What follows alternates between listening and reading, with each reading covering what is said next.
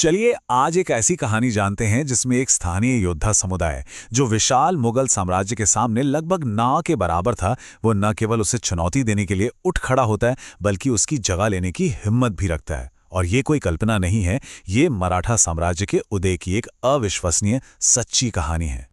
इस कहानी की शुरुआत होती है एक बहुत ही दमदार सोच से।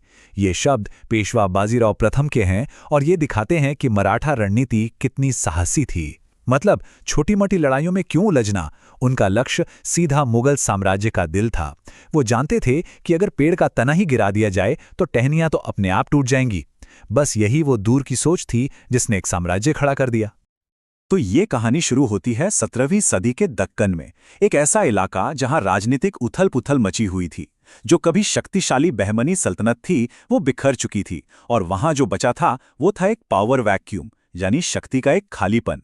और इतिहास गवाह है, जहां भी ऐसा होता है वहां कोई नई ताकत जरूर उभरती है। तो उस वक्त की शतरंज की बिसात पर कौन कौन से खिलाड़ी थे? एक तरफ मुगल साम्राज्य था जो दक्षिण की तरफ बढ़ रहा था। दूसरी तरफ थीं बीजापुर और गोलकुंडा की कमजोर होती सल्तनतें। और इन सब के बीच स्थानीय मराठा सरदारों को अपना मौका दिखा, जो कभी इन्हीं सल्तनतों के लिए काम करते थे। ये उनके लिए ज्यादा आज़ादी हासिल करने का एक सुनहरा मौका था। और यहां इस कहानी का एक और हीरो सामने आता है, और वो है भूगोल। पश्चिमी घाट के ये ऊबड़ खाबड़ पहाड़ और घाटियां, ये सिर्फ पत्थर नहीं थे, ये मराठों के लिए एक प्राकृतिक किला थे, उनके बॉडीगार्ड और उनके सबसे बड़े टीचर भी।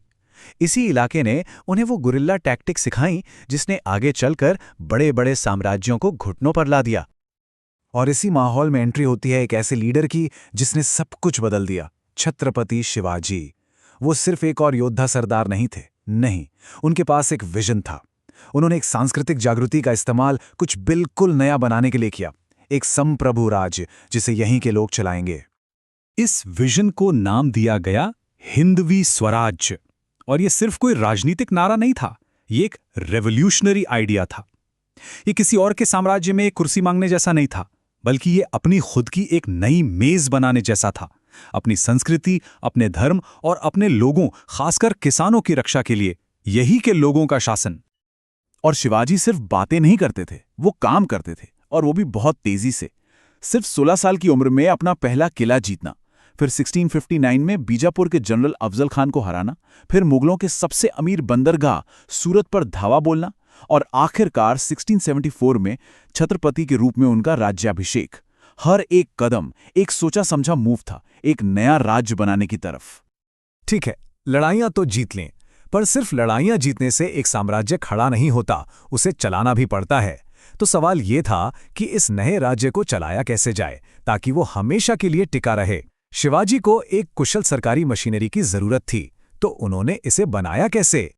शिवाजी का जवाब था अष्टप्रधान, यानी 8 मंत्रियों की एक काउंसिल, बिल्कुल आज की कैबिनेट की तरह। एक प्रधानमंत्री, एक वित्त मंत्री, एक कमांडर इन चीफ, सब थे। लेकिन असली गेम चेंजर ये था कि इन सभी मंत्रियों को जमीन की जागीर नहीं बल्कि सीधे शाही खजाने से कैश में सैलरी मिलती थी। अब इसका मतलब क्या हुआ? इसका मतलब ये कि उनकी वफादारी किसी जमीन के टुकड़े से नहीं बल्कि सीधे राज्य से थी। भ्रष्टाचार पर यह एक सीधी चोट थी। चलिए अब आते हैं उस सवाल पर जो सबके मन में होगा, आखिर मराठों ने ये किया कैसे? एक छोटी सी फुर्तीली सेना ने बार बार एक विशाल भारी भरकम मुगल फौज को कैसे हरा दिया? इसका राज उनकी मिलिट्री स्ट्रेटजी में छिपा है। ये डेविड बनाम गोलियत की लड़ाई थी, बिल्कुल वैसी ही। एक तरफ मुगल थे, भारी भरकम तोपखाने और धीमी चाल वाली सेना के साथ। दूसरी तरफ मराठा, तेज, फुर्तीले और बिल्कुल अप्रत्याशित। उनकी तकनीक थी गनीमी कावा, जिसे हम आज गुरिल्ला वॉरफेयर कहते हैं। वो पहाड़ों में ऐसे हमला करते और गायब होते थे जैसे भूत हों। दुश्मन की सप्लाई लाइन काटो, तेजी से हमला करो और इससे पहले कि वो संभल पाएं, नजरों से ओझल हो जाओ। शिवाजी की सोच सिर्फ जमीन तक ही सीमित नहीं थी। वो जानते थे कि अगर अपने साम्राज्य और अपने तट को बचाना है तो समंदर पर कब्जा करना ही होगा। और इसीलिए उन्होंने मराठा नेवी की नींव रखी ताकि कोंकण तट पर यूरोपीय ताकतों और सिद्धियों के खतरे से निपटा जा सके। उस जमाने में ये एक बहुत ही दूर की सोच थी। शिवाजी के बाद इस नेवी की कमान संभाली एक और दिग्गज ने, एडमिरल कान्होजी आंग्रे। अब यहाँ एक दिलचस्प सवाल उठता है। मराठों के लिए तो वो हीरो थे, अपने तटों के रक्षक, पर यूरोपीय व्यापारिक ताकतें जिनके जहाज़ों को वो निशाना बनाते थे, उन्हें कैसे देखती थीं? एक संप्रभु एडमिरल या सिर्फ एक समुद्री डाकू? सच क्या है, ये इस बात पर निर्भर करता है कि कहानी कौन सुना रहा है। यूरोपियंस के लिए वो पायरेट यानी समुद्री डाकू थे। क्यों? क्योंकि वो उनके मुनाफे को चोट पहुंचा रहे थे। लेकिन कान्होजी आंग्रे के नज़रिए से देखें तो वो सिर्फ मराठा साम्राज्य के समुद्री इलाके पर उसका हक जता रहे थे। उनका कहना था कि अगर हमारे पानी से गुजरना है तो इजाज़त लेनी होगी, एक परमिट यानी दस्तक लेना होगा। ये सीधे सीधे यूरोपियन मोनोपोली को एक खुली चुनौती थी।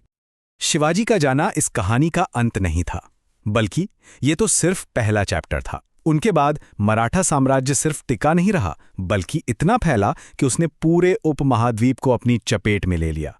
तो ये असाधारण बदलाव हुआ कैसे? 27 साल, जरा सोचिए, लगभग 3 दशकों तक लगातार जंग। ये था मराठों का संघर्ष मुगल बादशाह औरंगजेब की पूरी ताकत के खिलाफ। महारानी ताराबाई जैसे निडर लीडर्स की अगुवाई में मराठों ने औरंगजेब को न सिर्फ झेला बल्कि थका कर रख दिया, और इसी लंबी जंग ने मुगल साम्राज्य की नींव को अंदर से खोखला कर दिया। अब एक बहुत बड़ा सवाल सामने आया।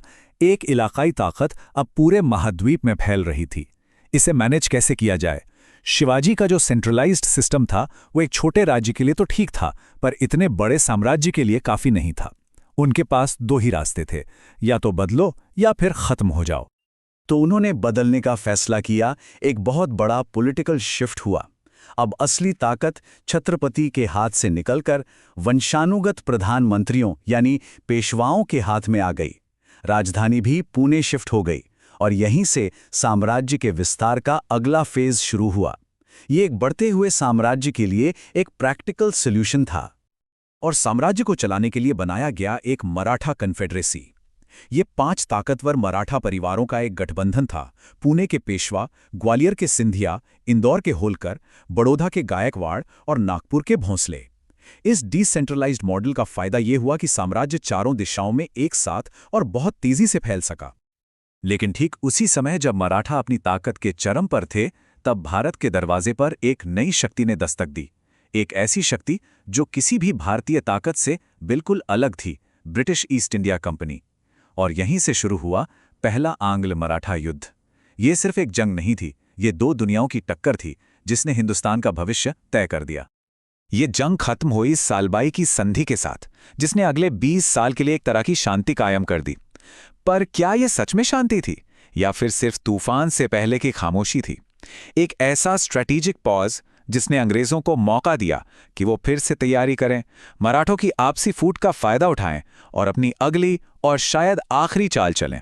मराठा साम्राज्य की ये कहानी एक बात तो साफ करती है कि ताकत के खेल में शांति भी कभी-कभी जंग का ही एक हिस्सा होती है।